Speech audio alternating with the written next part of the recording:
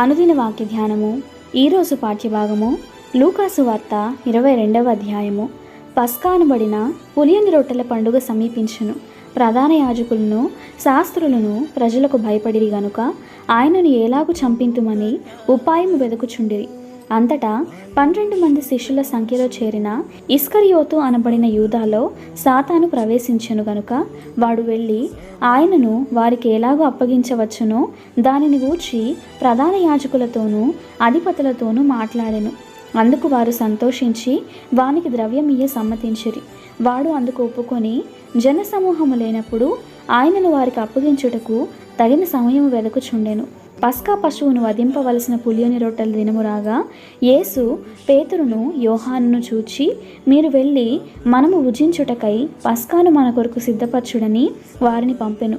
వారు, మేమెక్కడ సిద్ధపరచగోరుచున్నావని ఆయనను అడుగగా ఆయన, ఇదిగో మీరు పట్టణంలో ప్రవేశించినప్పుడు నీళ్ల కుండ మోసుకొని పోవుచున్న ఒకడు మీకు ఎదురుగా వచ్చును.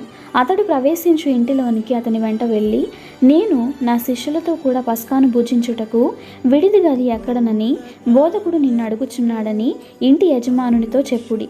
అప్పుడు సామాగ్రి గల ఒక గొప్ప మేడగది మీకు చూపించును, అక్కడ సిద్ధపరచుడని వారితో చెప్పెను. వారు వెళ్ళి ఆయన తమతో చెప్పినట్టు కనుగొని పస్కాను సిద్ధపరిచిరి. ఆ గడియ వచ్చినప్పుడు ఆయనయు ఆయనతో కూడా అపోస్తలులను పంక్తిని కూర్చుండిరి. అప్పుడు ఆయన, నేను శ్రమపడక మునుపు మీతో కూడా ఈ పస్కాను భుజింపవలనని మిక్కిలి ఆశపడితిని. అది దేవుని రాజ్యంలో నెరవేరు వరకు ఇక ఎన్నడూను దాని భుజింపనని మీతో చెప్పుచున్నానని వారితో చెప్పి ఆయన గిన్నె ఎత్తుకొని కృతజ్ఞతాస్తుతులు చెల్లించి, మీరు దీనిని తీసుకొని మీలో పంచుకొనుడి. ఇక మీదట దేవుని రాజ్యము వచ్చే వరకు నేను ద్రాక్షారసము త్రాగనని మీతో చెప్పుచున్నానను.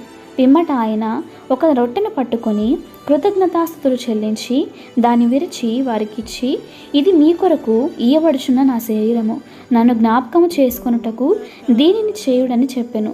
ఆ ప్రకారమే భోజనమైన తరువాత ఆయన గిన్నెయు పట్టుకొని, ఈ గిన్నె మీ కొరకు చిందింపబడుచున్న నా రక్తము వలనైన క్రొత్త నిబంధన. ఇదిగో నన్ను అప్పగించు వాని చెయ్యి నాతో కూడా ఈ బల్ల మీద ఉన్నది. నిర్ణయింపబడిన ప్రకారము మనుష్య కుమారుడు పోవచ్చున్నాడు గాని ఆయన ఎవరి చేత అప్పగింపబడుచున్నాడో ఆ మనుష్యునికి శ్రమ అని చెప్పెను. వారు ఈ పనిని చేయబోవాడెవరో అని తమలో తాము అడుక్కొని సాగిరి. తమలో ఎవడు గొప్పవాడుగా ఎంచబడునో అను వివాదము వారిలో పుట్టగా ఆయన వారితో ఇట్లనెను, అన్యజనములలో రాజులు వారి మీద ప్రభుత్వము చేయుదురు, వారి మీద అధికారము చేయువారు ఉపకారులనబడుదురు. మీరైతే అలాగూ ఉండరాదు. మీలో గొప్పవాడు చిన్నవాని వలెను, అధిపతి పరిచారకుని వలెను ఉండవలెను. గొప్పవాడెవడు? భోజన పంక్తిని కూర్చుండువాడా, పరిచర్య చేయువాడా? పంక్తిని కూర్చుండువాడే కదా. అయినను నేను మీ మధ్య పరిచర్య చేయువాని వలె ఉన్నాను. నా శోధనలలో నాతో కూడా నిలిచి ఉన్నవారు మీరే. గనుక నా తండ్రి నాకు రాజ్యమును నియమించినట్లుగా నా రాజ్యములో నా బల్ల యొద్ద అన్నపానములు పుచ్చుకొని సింహాసనముల మీద కూర్చుండి ఇశ్రాయేలు 12 గోత్రముల వారికి మీరు తీర్పు తీర్చుటకై నేనును మీకు రాజ్యమును నియమించుచున్నాను. సీమోను, సీమోను, ఇదిగో సాతాను మిమ్మును పట్టి గోధుమల వలె జల్లించుటకు మిమ్మును కోరుకొనేను గాని నీ నమ్మిక తప్పిపోకుండునట్లు నేను నీ కొరకు వేడుకొంటిని. నీ మనస్సు తిరిగిన తరువాత నీ సహోదరులను స్థిరపరచుమని చెప్పెను. అయితే అతడు, ప్రభువా, నీతో కూడా చెరలోనికిని మరణమునకును వెళ్ళుటకు సిద్ధముగా ఉన్నానని ఆయనతో అనగా ఆయన, పేతురు, నీవు నన్ను ఎరుగనని ముమ్మారు చెప్పు వరకు నేడు కోడి కూయదని నీతో చెప్పుచున్నాను అనెను. మరియు ఆయన, సంచియు జాలయు చెప్పులను లేకుండా నేను మిమ్మల్ని పంపినప్పుడు మీకు ఏమైనాను తక్కువ ఆయనా అని వారిని అడిగినప్పుడు వారు ఏమీ తక్కువ కాలేదనిరి. అందుకు ఆయన, ఇప్పుడైతే సంచి గలవాడు సంచియు జాలయు తీసుకొని పోవలెను, కత్తి లేనివాడు తన బట్ట నమ్మి కత్తి కొనుక్కొనవలెను. ఆయన అక్రమకారులలో ఒకడుగా ఎంచబడెను అని వ్రాయబడిన మాట నా యందు నెరవేరవలసి ఉన్నది. ఏలయనగా నన్ను ఊర్చిన సంగతి సమాప్తమగుచున్నదని మీతో చెప్పుచున్నాను అనెను. వారు, ప్రభువా, ఇదిగో ఇక్కడ 2 కత్తులున్నవనగా చాలునని ఆయన వారితో చెప్పెను. తరువాత ఆయన బయలుదేరి తన వాడుకు చొప్పున ఒలీవల కొండకు వెళ్ళగా శిష్యులను ఆయన వెంట వెళ్ళిరి. ఆయన చోటు చేరి ఆయన వారితో, మీరు శోధనలో ప్రవేశించకుండానట్లు ప్రార్థన చేయడని చెప్పి వారి యొద్ద నుండి రాతివేత దూరము వెళ్ళి మోకాళ్ళూని తండ్రి, ఈ గిన్నె నా యొద్ద నుండి తొలగించుటకు నీ చిత్తమైతే తొలగించుము, అయినను నా ఇష్టము కాదు, నీ చిత్తమే సిద్ధించుగాక అని ప్రార్థించాను. అప్పుడు పరలోకము నుండి ఒక దూత ఆయనకు కనబడి ఆయనను బలపరిచెను.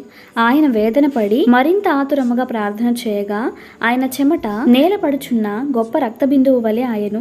ఆయన ప్రార్థన చాలించి లేచి తన శిష్యుల యొద్దకు వచ్చి వారు దుఃఖము చేత నిద్రించుట చూచి, మీరెందుకు నిద్రించుచున్నారు? శోధనలో ప్రవేశించకుండానట్లు లేచి ప్రార్థన చేయుడని వారితో చెప్పెను. ఆయన ఇంకనూ మాట్లాడుచుండగా ఇదిగో జనులు గుంపుగా వచ్చిరి. 12 మందిలో యూదా అనబడిన వాడు వారికంటే ముందుగా నడిచి యేసును ముద్దు పెట్టుకొనుటకు ఆయన యొద్దకు రాగా, యేసు, యూదా, నీవు ముద్దు పెట్టుకుని మనుష్య కుమారుని అప్పగించుచున్నావా అని వానితో అనగా, ఆయన చుట్టూ ఉన్నవారు జరగబోవు దానిని చూచి, ప్రభువా, కత్తితో నరుకుదుమా అని ఆయనను అడిగిరి. అంతలో వారిలో ఒకడు ప్రధాన యాజకుని దాసుని కొట్టి వాని కుడి చెవి తెగ నరికెను. అయితే యేసు ఈ మట్టుకు తాళుడని చెప్పి వాని చెవి ముట్టి బాగు చేసెను. యేసు తన్ను పట్టుకొని వచ్చిన ప్రధాన యాజకులతోనూ దేవాలయపు అధిపతులతోనూ పెద్దలతోనూ, మీరు బందిపోటు దొంగల మీదకి వచ్చినట్లు కత్తులతోనూ గుదియలతోనూ బయలుదేరి వచ్చితిరా? నేను అనుదినము మీ చెంత దేవాలయంలో ఉన్నప్పుడు మీరు నన్ను పట్టుకొనలేదు.